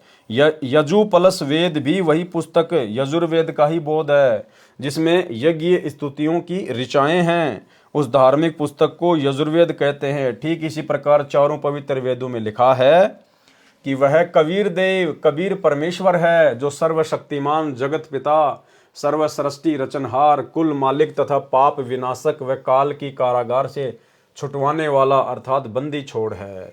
इसको कबीर प्लस देव लिखें तो भी कबीर परमेश्वर का बोध है, कवि प्लस देव लिखें तो भी कबीर परमेश्वर अर्थात कबीर प्रभु का ही बोध होता है। इसलिए कबीर देव उसी कबीर साहिब का ही बोध करवाता है। सर्वशक्तिमान अजर अमर सर्व ब्रह्मांडों का रचनहार कुल मालिक है, क्योंकि पूर्वोक्त प्रभु प्राप्त संतों ने अपनी अपनी मातृभाषा में कबीर को कबीर बोला है तथा वेद को वेद बोला है। इसलिए व और ब में अंतर हो जाने पर भी पवित्र शास्त्र वेद का ही बोध है। विचार, जैसे कोई अंग्रेजी भाषा में लिखे कि God Kabir, Kabir is almighty, इसका हिंदी अनुवाद करके लिखे कबीर या कबीर परमेश्वर सर्वशक्तिमान है। अब अंग्रेजी भाषा में तो हलंत की व्यवस्था ही नहीं है, फिर मातृभाषा में इसी को कबीर कहने तथा लिखने लगे। यही परमात्मा कबीर देव, कबीर परमेश्वर 3 युगों में नामांतरण करके आते हैं, जिनमें इनके नाम रखते हैं। सतयुग में सतसुकृत, त्रेता युग में मुनिंदर, द्वापर युग में करुणामय तथा कलयुग में कबीर देव। वास्तविक नाम उस पूर्ण ब्रह्म का कबीर देव ही है, जो सृष्टि रचना से पहले भी अनामी लोक में विद्यमान थे। इन्हीं के उपमात्मक नाम सत्य पुरुष, अकाल मूर्त, पूर्ण ब्रह्म, अलग पुरुष, अगम पुरुष, परम पुरुष, ब्रह्म आदि हैं। उसी परमात्मा को चारों पवित्र वेदों में कबीर अमित ओझा, कबीर अंगारी, कबीर अग्नि तथा कबीर देव कहा है तथा सर्वशक्तिमान सर्वसृष्टि रचनहार बताया है। पवित्र कुरान शरीफ में सूरत फुरकानी 25 आयत नंबर 19, 21, 52, 58, 59 में भी प्रमाण है। कई एक का विरोध है कि जो शब्द कबीर देव है, इसको संधि विच्छेद करने से कवि प्लस देव बन जाता है। ये कबीर परमेश्वर या कबीर साहिब कैसे सिद्ध किया? वह को ब तथा छोटी ई की मात्रा को बड़ी ई की मात्रा करना बेसमझी है। विचार, एक ग्रामीण लड़के की सरकारी नौकरी लगी, जिसका नाम करमवीर पुत्र श्री धर्मवीर सरकारी कागजों में तथा करमवीर पुत्र श्री धर्मवीर पुत्र प्रताप गांव के चौकीदार की डायरी में जन्म के समय का लिखा था। सरकार की तरफ से नौकरी लगने के बाद जांच पड़ताल कराई जाती है। एक सरकारी कर्मचारी जांच के लिए आया। उसने पूछा, करमवीर पुत्र श्री धर्मवीर का मकान कौन सा है? उसकी अमुक विभाग में नौकरी लगी है। गांव में करमवीर को कर्मा तथा उसके पिता को धर्मा तथा दादाजी को परता आदि उर्फ नामों से जानते थे। व्यक्तियों ने कहा कि इस नाम का लड़का इस गांव में नहीं है। काफी पूछताछ के बाद एक लड़का जो करमवीर का सहपाठी था, उसने बताया कि यह कर्मा की नौकरी के बारे में है। तब उस बच्चे ने बताया, यही करमवीर उर्फ कर्मा तथा धर्मवीर उर्फ धर्मा ही है। फिर उस कर्मचारी को शंका उत्पन्न हुई कि करमवीर नहीं करमवीर है। उसने कहा, चौकीदार की डायरी लाओ, उसमें भी लिखा था करमवीर पुत्र धर्मवीर पुत्र प्रताप, पूरा र व के स्थान पर ब तथा छोटी ई की मात्रा लगी थी। तो भी वही बच्चा करमवीर ही सिद्ध हुआ, क्योंकि गांव के नंबरदारों तथा प्रधानों ने भी गवाही दी कि बेशक मात्रा छोटी बड़ी या र आधा या पूरा है, लड़का सही इसी गांव का है। सरकारी कर्मचारी ने कहा, नंबरदार अपने हाथ से लिख दे। नंबरदार ने लिख दिया, मैं करमवीर पुत्र धर्मवीर को जानता हूं, जो इस गांव का वासी है, और हस्ताक्षर कर दिए। बेशक नंबरदार ने वीर में छोटी ई की मात्रा तथा करम में बड़े र का प्रयोग किया है, परंतु हस्ताक्षर करने वाला गांव का गणमान्य व्यक्ति है। इसी को कोई आपत्ति नहीं हो सकती, क्योंकि नाम की स्पेलिंग गलत नहीं होती। ठीक इसी प्रकार पूर्ण परमात्मा का नाम सरकारी दस्तावेजों में कबीर देव, परंतु गांव पृथ्वी पर अपनी 2 मातृभाषा में कबीर, कबीर, कबीरा, कबीरन आदि नामों से जाना जाता है। इसी को नंबरदारों आंखों देखा विवरण अपनी पवित्र वाणी में ठोक ठोक कर गवाही देते हुए आदरणीय पूर्वोक्त संतों ने कबीर देव को हक्का कबीर, सत कबीर, कबीरा, कबीरन, खबीरा, खबीरन आदि लिखकर हस्ताक्षर कर रखे हैं। वर्तमान सन 2006 से लगभग 600 वर्ष पूर्व जब परमात्मा कबीर जी, कबीर देव जी स्वयं प्रकट हुए थे, उस समय सर्व सदग्रंथों का वास्तविक ज्ञान लोकोक्तियों, दोहों, चौपाइयों, शब्दों अर्थात कविताओं के माध्यम से साधारण भाषा में जन साधारण को बताया था। उस तत्व ज्ञान को उस समय के संस्कृत भाषा व हिंदी भाषा के ज्ञाताओं ने यह कहकर ठुकरा दिया कि कबीर जी तो अशिक्षित हैं। इसके द्वारा कहा गया ज्ञान उस समय में उपयोग की गई भाषा का व्याकरण दृष्टिकोण से ठीक नहीं है। जैसे कबीर जी ने कहा है, कबीर वेद मेरा भेद है, मैं ना भेदूं माही, जोन वेद से मैं मिलूं ये वेद जानते नहीं। भावार्थ, परमेश्वर कबीर बंदी छोड़ जी ने कहा है कि जो चारों वेद है ये मेरे विषय में ही ज्ञान बता रहे हैं, परंतु इन चारों वेदों में वर्णित विधि द्वारा मैं प्राप्त नहीं हो सकता, जिसका वेद सूक्ष्म वेद अर्थात सूक्ष्म वेद में मेरी प्राप्ति का ज्ञान है। उसको चारों वेदों के ज्ञाता नहीं जानते, इस वचन को सुनकर उस समय के आचार्य जन कहते थे कि कबीर जी को भाषा का ज्ञान नहीं है।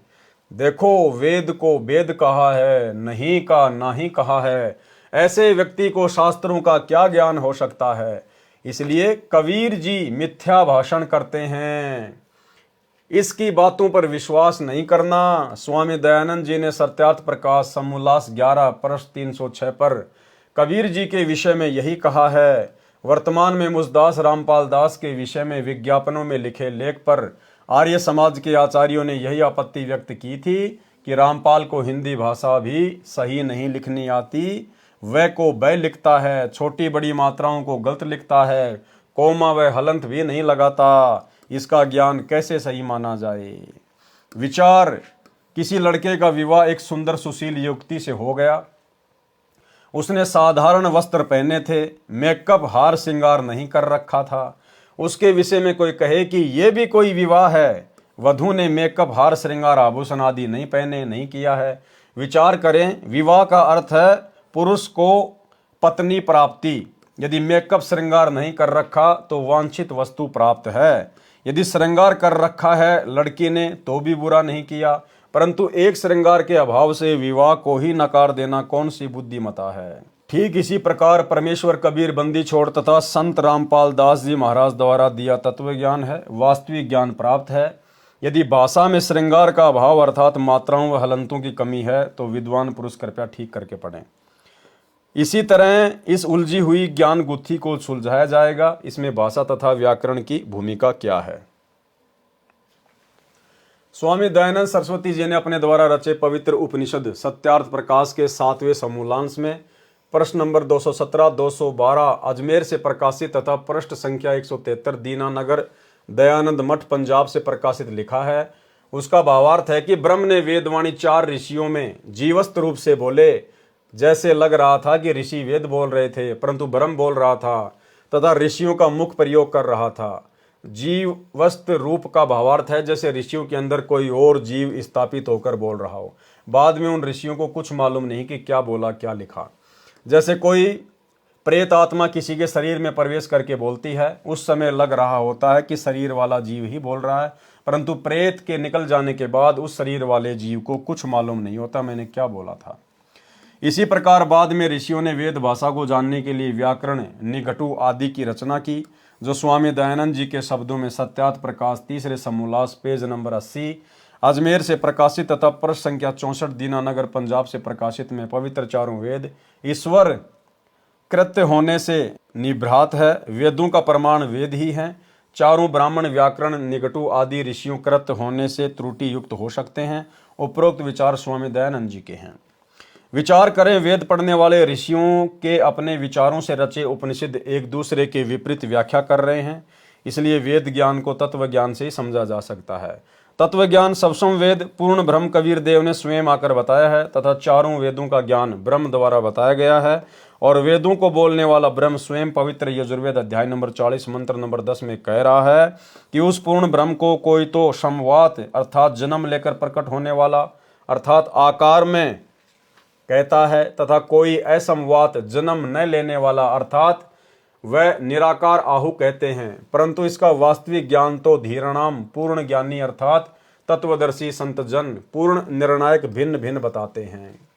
उसको ध्यानपूर्वक सुनो। इससे स्वयं सिद्ध है कि वेद बोलने वाला ब्रह्म भी स्वयं कह रहा है कि उस पूर्ण ब्रह्म के बारे में मैं भी पूर्ण ज्ञान नहीं रखता, उसको तो कोई तत्वदर्शी संत ही बता सकता है। इसी प्रकार इसी अध्याय के मंत्र नंबर 13 में कहा है कि कोई तो अक्षर ज्ञानी एक भाषा के जानने वाले को ही विद्वान कहते हैं, दूसरे निरक्षर को अज्ञानी कहते हैं। ये जानकारी भी तत्वदर्शी संत जन ही विस्तृत व्याख्या बयान करते हैं। उस तत्व ज्ञान को उन्हीं से ध्यानपूर्वक सुनो, अर्थात वही तत्वदर्शी संत ही बताएगा कि विद्वान अर्थात ज्ञानी कौन है तथा अज्ञानी तथा अविद्वान कौन है। विशेष उपरोक्त परमाणु को विवेचन करके सद्भावना पूर्वक पुनर्विचार करें तथा वह को वह तथा छोटी बड़ी मात्राओं की शुद्धि अशुद्धि से ही ज्ञानी व अज्ञानी की पहचान नहीं होती, वह तो तत्व ज्ञान से ही होती है। कबीर देव, कबीर परमेश्वर के विषय में व को ब कैसे सिद्ध किया है, छोटी ई की बड़ी मात्रा बड़ी की मात्रा कैसे सिद्ध हो सकती है, इस वाद विवाद में न पढ़कर तत्व ज्ञान को समझना है। जैसे यजुर्वेद है, यह एक पवित्र पुस्तक है, इसके विषय में कहीं संस्कृत भाषा में विवरण किया हो जहाँ यजु या यजुम आदि शब्द लिखे हों, तो भी पवित्र पुस्तक यजुर्वेद का ही बोध समझा जाता है। इसी प्रकार पूर्ण परमात्मा का वास्तविक नाम कबीर देव है। इसी को भिन्न भिन्न भाषा में कबीर साहेब, कबीर परमेश्वर कहने लगे। कई श्रद्धालु शंका व्यक्त करते हैं कि कबीर को कबीर कैसे सिद्ध कर दिया। व्याकरण दृष्टिकोण से कवि का अर्थ सर्वज्ञ होता है। दास की प्रार्थना है कि प्रत्येक शब्द का कोई न कोई अर्थ तो बनता ही है। रही बात व्याकरण की, भाषा प्रथम बनी क्योंकि वेद वाणी प्रभु द्वारा कही है तथा व्याकरण बाद में ऋषियों द्वारा बनाई गई है। यह त्रुटि युक्त हो सकती है। वेद के अनुवाद में व्याकरण व्यत्यय है, अर्थात असंगत तथा विरोध भाव है, क्योंकि वेदवाणी मंत्रों द्वारा पदों में है। जैसे पलवल शहर के आसपास के व्यक्ति पलवल को परवर बोलते हैं। यदि कोई कहे कि पलवल को कैसे परवर सिद्ध कर दिया, यही कबीर को कबीर कैसे सिद्ध कर दिया कहना मात्र है। जैसे क्षेत्रीय भाषा में पलवल शहर को परवर कहते हैं, इसी प्रकार कबीर को कबीर बोलते हैं। प्रभु वही है। महर्षि दयानंद जी ने सत्यार्थ प्रकाश समोल्लास 4 पृष्ठ 100 पर दयानंद मठ दीनानगर पंजाब से प्रकाशित पर देवर कामा का अर्थ देवर की कामना करने किया है। देव को पूरा रे लिखकर देवर किया है। कबीर को कबीर फिर भाषा भिन्न कबीर लिखने व बोलने में कोई आपत्ति या व्याकरण की त्रुटि नहीं है। पूर्ण परमात्मा कबीर देव है। यह प्रमाण यजुर्वेद अध्याय 29 मंत्र 25 तथा सामवेद संख्या 1400 में भी है, जो निम्न है। ये श्लोक है, आगे गुरुदेव ने इसका सरलार्थ किया है। भावार्थ, जिस समय पूर्ण परमात्मा प्रकट होता है उस समय सर्व ऋषि व संत जन शास्त्र विधि त्याग कर मनमान आचरण तथा पूजा द्वारा सर्व भगत समाज को मार्गदर्शन कर रहे होते हैं। तब अपने तत्व ज्ञान अर्थात समस्त ज्ञान का संदेश वाहक बनकर स्वयं ही कबीर देव अर्थात कबीर प्रभु ही आता है। संख्या नंबर 14 सामवेद, संत रामपाल दास द्वारा भाषा भाष्य। भावार्थ, जैसे यजुर्वेद अध्याय 5 मंत्र 1 में कहा है कि अग्ने तनु अशी, परमेश्वर शरीर है, विष्णवे तवा सोमस्य तनुरसी। उस अमर प्रभु का पालन पोषण करने के लिए अन्य शरीर है जो अतिथि रूप में कुछ दिन संसार में आता है। तत्व ज्ञान से अज्ञान निंद्रा में सोए प्रभु प्रेमियों को जगाता है। वही प्रमाण इस मंत्र में है कि कुछ समय के लिए पूर्ण परमात्मा कबीर देव अर्थात कबीर प्रभु अपना रूप बदलकर सामान्य व्यक्ति जैसा रूप बनाकर पृथ्वी मंडल पर प्रकट होता है तथा कबीर वचनानी सनसन अर्थात कबीर वाणी बोलता है, जिसके माध्यम से तत्व ज्ञान को जगाता है। तथा उस समय महर्षि कहलाने वाले चतुर प्राणी मिथ्या ज्ञान के आधार पर शास्त्र विधि अनुसार सत्य साधना रूपी अमृत के स्थान पर शास्त्र विधि रहित पूजा रूपी मवाद को श्रद्धा के साथ आचमन तथा पूजा कर रहे होते हैं। उस समय पूर्ण परमात्मा स्वयं प्रकट होकर तत्व ज्ञान द्वारा शास्त्र विधि अनुसार साधना का ज्ञान प्रदान करता है। पवित्र ऋग्वेद के निम्न मंत्रों में भी पहचान बताई है कि जब वह पूर्ण परमात्मा कुछ समय संसार में लीला करने आता है तो शिशु रूप धारण करता है। उस पूर्ण परमात्मा की परवरिश कंवारी गाय द्वारा होती है, फिर लीलावत बड़ा होता है तो अपने पाने व सतलोक जानने अर्थात पूर्ण मोक्ष मार्ग का तत्व ज्ञान कबीर वाणी द्वारा कविताओं द्वारा बोलता है, जिस कारण से प्रसिद्ध कवि कहलाता है। परंतु वह स्वयं कबीर देव पूर्ण परमात्मा ही होता है जो तीसरे मुक्ति धाम सतलोक में रहता है। ऋग्वेद मंडल 9 सूक्त 1 मंत्र 9 तथा सूक्त 96 मंत्र 17 से 20। भावार्थ, पूर्ण परमात्मा अमर पुरुष जब लीला करता हुआ बालक रूप धारण करके स्वयं प्रकट होता है उस समय कंवारी गाय अपने आप दूध देती हैं, जिससे उस पूर्ण प्रभु की परवरिश होती है। ऋग्वेद मंडल 9 सूक्त 96 मंत्र 17। भावार्थ, वेद बोलने वाला ब्रह्म कह रहा है कि विलक्षण मनुष्य के बच्चे के रूप में प्रकट होकर पूर्ण परमात्मा कबीर देव अपने वास्तविक ज्ञान को अपनी कबीर गिरबी अर्थात कबीर वाणी द्वारा निर्मल ज्ञान अपने हंस आत्माओं अर्थात पुण्यात्मा अनुयायियों को कवि रूप में कविताओं लोकोक्तियों के द्वारा संबोधन करके अर्थात उच्चारण करके वर्णन करता है। वह स्वयं सत्य पुरुष कबीर ही होता है। ऋग्वेद मंडल 9 सूक्त 96 मंत्र 18। भावार्थ, मंत्र 17 में कहा है कि कबीर देव शिशु रूप धारण कर लेता है, लीला करता हुआ बड़ा होता है, कविताओं द्वारा तत्व ज्ञान वर्णन करने के कारण कवि की पदवी प्राप्त करता है। अर्थात उसे कवि कहने लग जाते हैं। वास्तव में वह पूर्ण परमात्मा कबीर कबीर प्रभु ही है। उसके द्वारा रची अमृतवाणी कबीर वाणी कबीर गिरवी अर्थात कबीर वाणी कही जाती है, जो भक्तों के लिए स्वर्ग तुल्य सुखदायी होती है।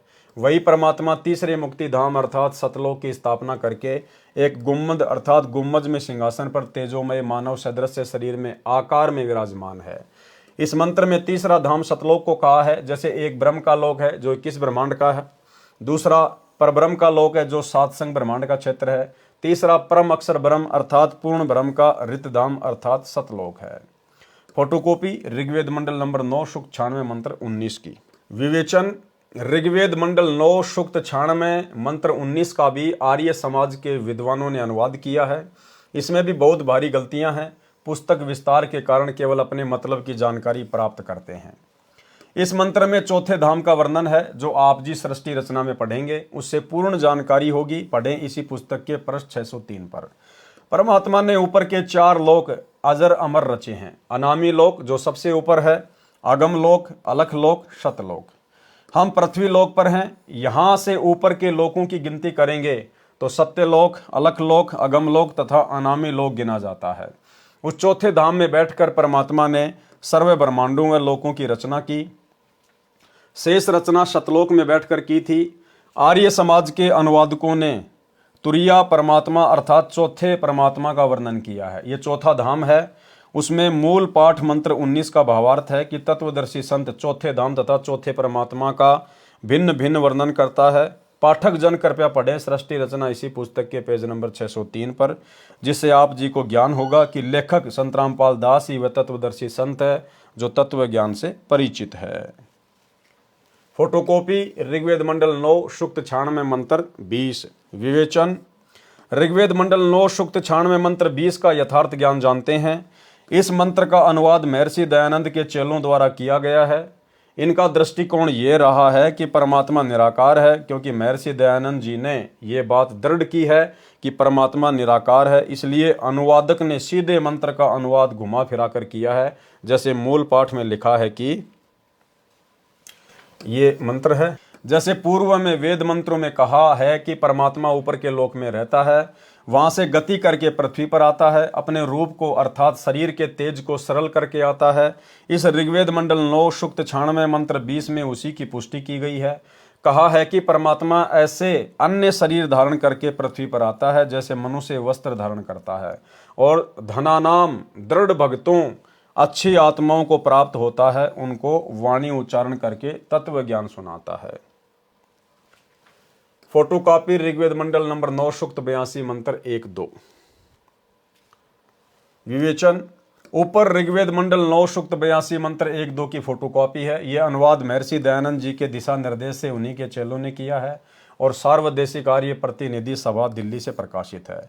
इसमें स्पष्ट है कि मंत्र 1 में कहा कि सर्व की उत्पत्ति करने वाला परमात्मा तेजोमय शरीर युक्त है, पापों को नाश करने वाला और सुखों की वर्षा करने वाला अर्थात सुखों की झड़ी लगाने वाला है। वह ऊपर सत्यलोक में सिंहासन पर बैठा है जो देखने में राजा के समान है। यही प्रमाण सूक्ष्म वेद में भी है कि अरस कुरुस पर सफेद गुमट है, जहां परमेश्वर का डेरा, श्वेत छित्र सिर मुकुट विराजे, देखत न उस चेहरे नु। यही प्रमाण बाइबल ग्रंथ तथा कुरान शरीफ में भी है कि परमात्मा ने 6 दिन में सृष्टि रची और 7वें दिन ऊपर आकाश में तख्त अर्थात सिंहासन पर जा विराजा। बाइबल के उत्पत्ति ग्रंथ 2, 26, 30 तथा कुरान शरीफ की सूरत फुरकानी 25 आयत नंबर 52 से 59 में है। वह परमात्मा अपने अमर धाम से चलकर पृथ्वी पर शब्द वाणी से ज्ञान सुनाता है। वह वर्णीय अर्थात आदरणीय श्रेष्ठ व्यक्तियों को प्राप्त होता है, उनको मिलता है। जैसे संत धर्मदास जी बांधवगढ़ मध्य प्रदेश वाले को मिले, संत मलुक दास जी को मिले, संत दादू दास जी को मिले, आमेर राजस्थान में मिले, संत नानक देव जी को मिले, संत गरीबदास जी गांव छुडानी जिला झज्जर हरियाणा वाले को मिले, संत घीसा दास जी गांव खेकड़ा जिला बागपत उत्तर प्रदेश वाले को मिले, संत जम्बेश्वर जी विश्नोई धर्म के प्रवर्तक को गांव समराथल राजस्थान वाले को मिले। यानी भाइयों और बहनों, जो संत जम्बेश्वर है विश्नोई समाज के, उनको भी कबीर परमात्मा सतगुरु रामपाल जी ही आकर मिले थे, जिनकी वाणियां हैं 24 प्रमाण। 24 प्रमाण नाम से ऐसी कुछ उनकी वाणियां हैं। अक्सर भगत भाई बहन व्हाट्सएप पर सोशल मीडिया पर भेजते रहते हैं। तो उन 24 वाणियों के माध्यम से भी सतगुरु रामपाल जी परमेश्वर जी के विषय में बहुत सारी बातें बताई गई हैं। वह परमात्मा अच्छी आत्माओं को मिलते हैं जो परमात्मा के दृढ़ भगत होते हैं, उन पर परमात्मा का विशेष आकर्षण होता है। उदाहरण भी बताया है कि जैसे विद्युत अर्थात आकाशीय बिजली सने वाले स्थानों को आधार बनाकर गिरती है, जैसे कांसी धातु पर बिजली गिरती है। पहले कांसी धातु के कटोरे, गिलास, थाली, बेले आदि आदि होते थे। वर्षा के समय तुरंत उठाकर घर के अंदर रखा करते थे। वर्द कहते थे कि कांसी के बर्तन पर बिजली अमूमन गिरती है। इसी प्रकार परमात्मा अपने प्रिय भक्तों पर आकर्षित होकर मिलते हैं।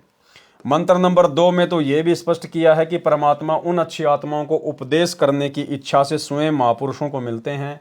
उपदेश का भावार्थ है कि परमात्मा तत्व ज्ञान बताकर उनको दीक्षा भी देते हैं।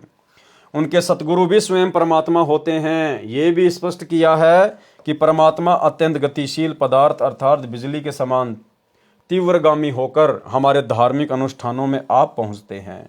आप जी ने पीछे पढ़ा कि संत धर्मदास को परमात्मा ने यही कहा था कि मैं वहां अवश्य जाता हूं जहां धार्मिक अनुष्ठान होते हैं, क्योंकि मेरी अनुपस्थिति में काल कुछ भी उपद्रव कर देता है।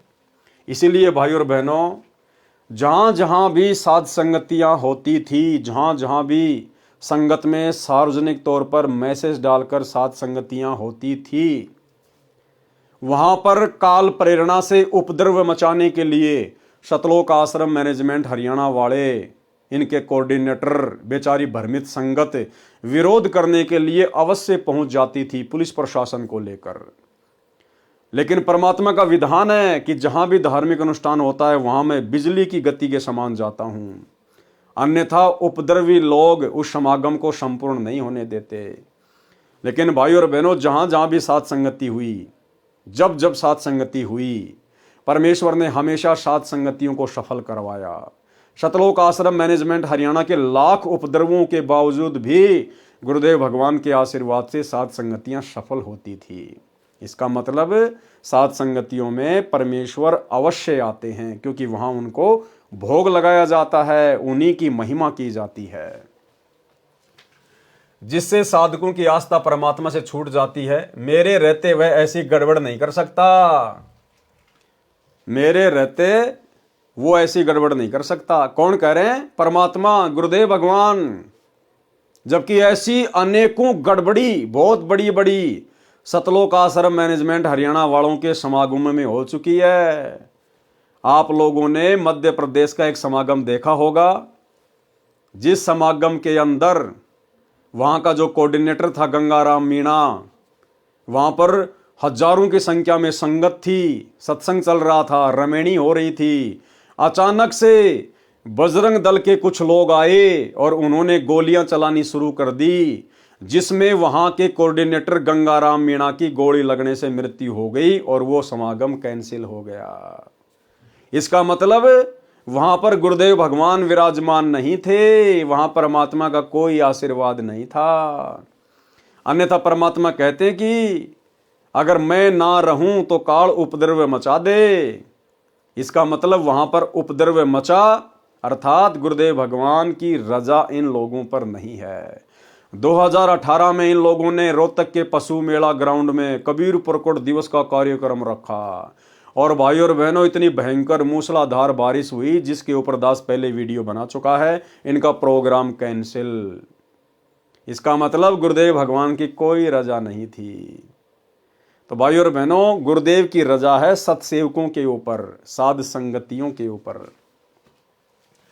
इसलिए गीता अध्याय 3 श्लोक 15 में कहा है कि वह अविनाशी परमात्मा जिसने ब्रह्म को भी उत्पन्न किया सदा ही यज्ञों में प्रतिष्ठित है, अर्थात धार्मिक अनुष्ठानों में उसी को इष्ट रूप में मानकर आरती स्तुति करनी चाहिए।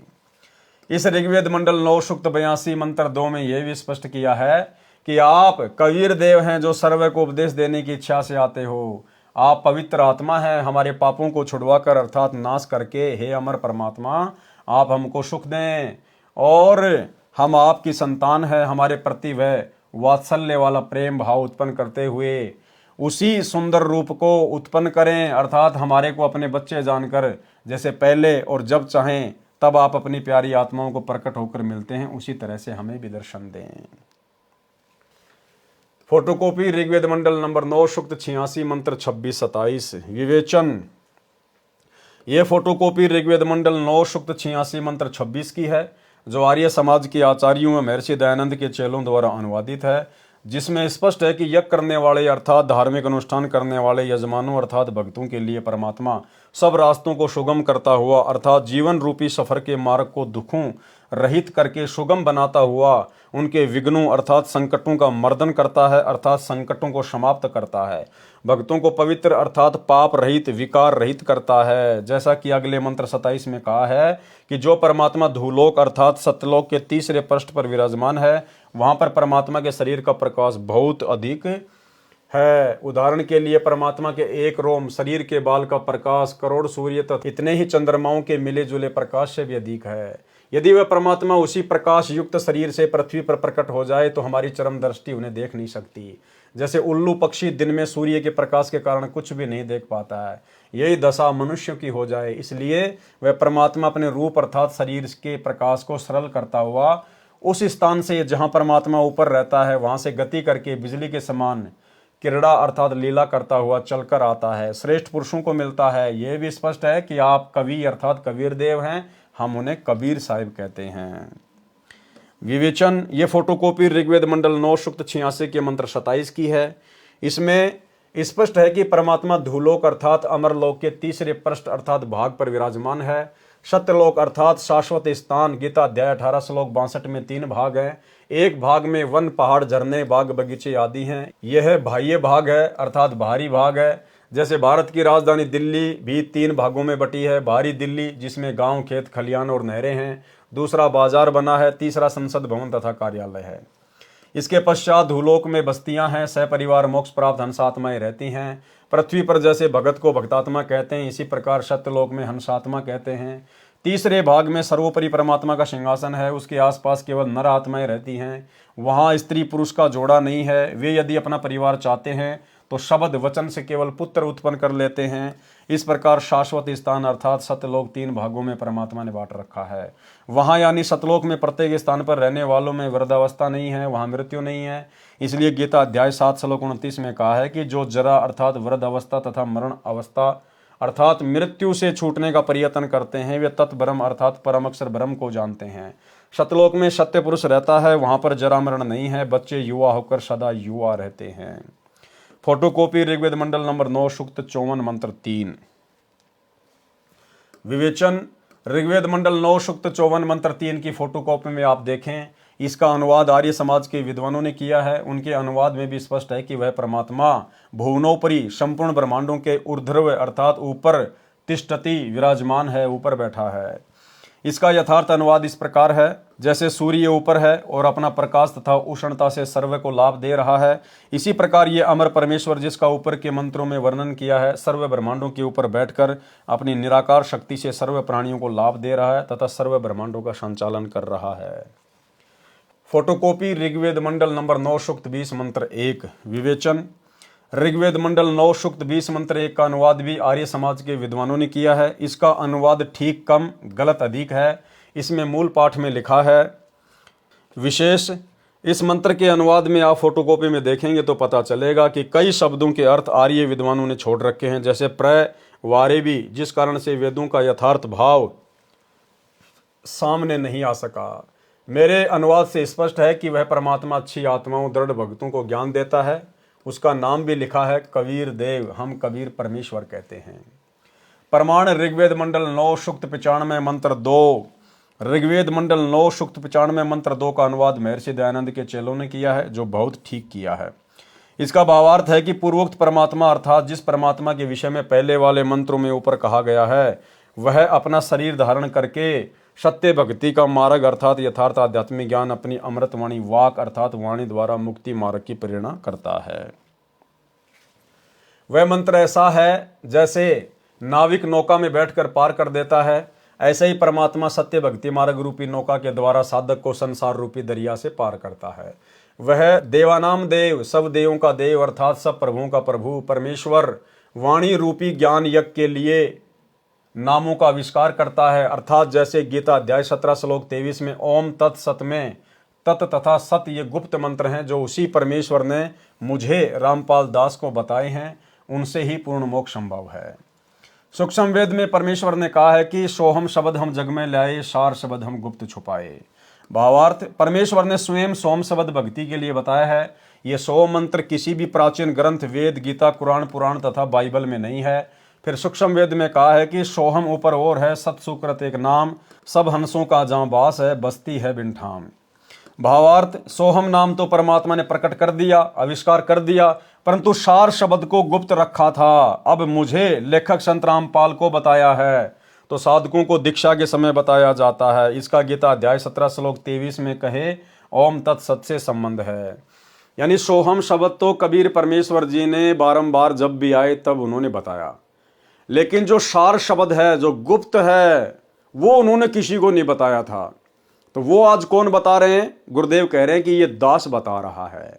और वेद क्या कह रहे हैं कि वो परमात्मा गुप्त मंत्रों का आविष्कार करता है। तो कौन हुए सतगुरु रामपाल जी जो आज सारनाम दे रहे हैं? वो गुप्त मंत्र बता रहे हैं, स्वयं कबीर देव। प्रमाण ऋग्वेद मंडल नंबर 9 सूक्त 94 मंत्र 1। विवेचन ऋग्वेद मंडल नंबर 9 सूक्त 94 मंत्र 1 का अनुवाद भी आर्य समाज के विद्वानों द्वारा किया गया है। विवेचन पुस्तक विस्तार को ध्यान में रखते हुए उन्हीं के अनुवाद से अपना मत सिद्ध करते हैं। जैसे पूर्व में लिखे वेद मंत्रों में बताया गया है कि परमात्मा अपने मुख कमल से वाणी उच्चारण करके तत्व ज्ञान बोलता है। लोकोक्तियों के माध्यम से, कवित्व से, दोहों, शब्दों, साखियों, चौपाइयों के द्वारा वाणी बोलने से प्रसिद्ध कवियों में से भी एक कवि की उपाधि प्राप्त करता है। उसका नाम कबीर देव अर्थात कबीर साहिब है।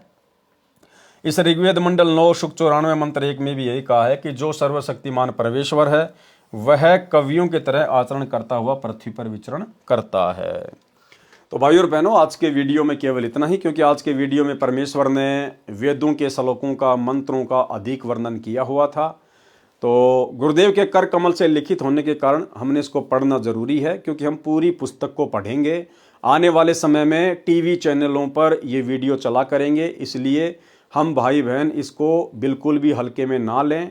इनको भले ही हमारे विशेष मतलब के नहीं हैं, क्योंकि गुरुदेव ने हमें बारंबार ये बातें समझा रखी हैं, हमें समझ में आ चुकी हैं, परंतु अन्य जगत वाले भाई बहनों के लिए सबूत के तौर पर ये वीडियो बनाना जरूरी था। बाकी कल जो वीडियो बनेगा रात्रि 8 बजे जो आप लाइव देखेंगे वो हमारे बहुत मतलब का होगा। तो आज के वीडियो में केवल इतना ही। गुरुदेव भगवान हम सबको आज्ञा दे, इजाज़त दे, आशीर्वाद दे। बंदी छोड़ सतगुरु रामपाल जी भगवान की जय हो।